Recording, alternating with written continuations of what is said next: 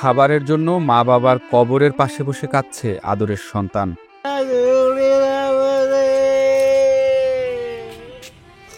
সাগরকে দেখাশোনা করার জন্য আপন কেউই নেই।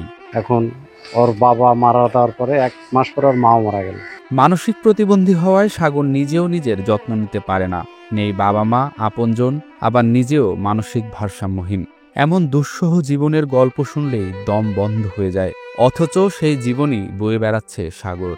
আমি মোনাজাত অবস্থায় আমি কান্নার শব্দ পাই।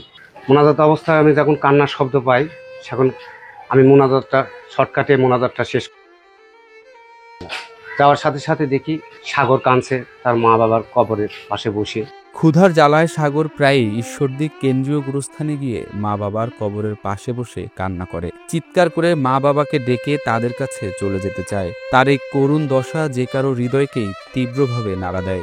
লোকজনকে দেখালাম যে দেখো এক মুঠ ভাত খাওয়ার জন্য কত লোকজনের কাছে লাত্তি গুতা খায়, সেই লাত্তি গুতা না খায় ও মা বাপের মরা কবরের পাশে যায়, ওখানে বলতেছে যে মা আমাকে ভাত দাও, ভাত দাও, আব্বা আমাকে ভাত দাও। পাবনার ঈশ্বরদী উপজেলার ৭ নং ওয়ার্ডের আমবাগান এলাকার মৃত সুরুজ মিয়া ও তার স্ত্রীর একমাত্র ছেলে ২৬ বছর বয়সী সাগর। মনে করেন যে ওর দেখার মতো তো এখন আর কেউ নাই। স্থানীয়রা যার যার ব্যক্তিগত অবস্থান থেকে যতটা সম্ভব সহযোগিতা করলেও মা বাবার ভালোবাসার অভাব তো পূরণ হবার নয়। সাগর এই মুহূর্তে যে ঘরটিতে থাকছে তা যত্ন আর পরিচ্ছন্নতার অভাবে বসবাসের অনুপযোগী হয়ে পড়েছে।